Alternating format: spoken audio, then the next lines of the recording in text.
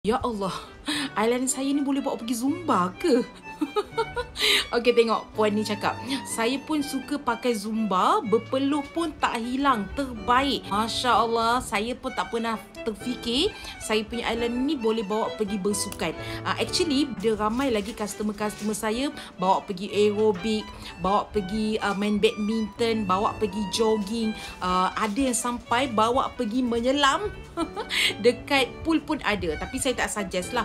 Eyeliner saya memang sangat-sangat waterproof, tapi dia depends kepada dekat mana kita pakai. Tapi Alhamdulillah, dah kita punya customer sendiri cakap mungkin you guys boleh try. Okay. Tapi kalau saya adalah oily skin tahap 2, 16 jam tak jatuh.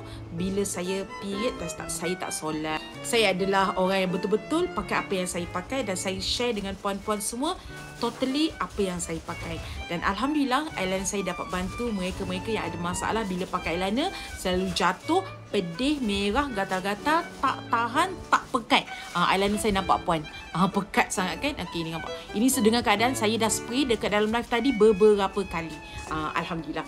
Okay, semoga saya dapat bantu. Ingat, bukan eyeliner mahal, bukan eyeliner murah, tapi tepat untuk kita.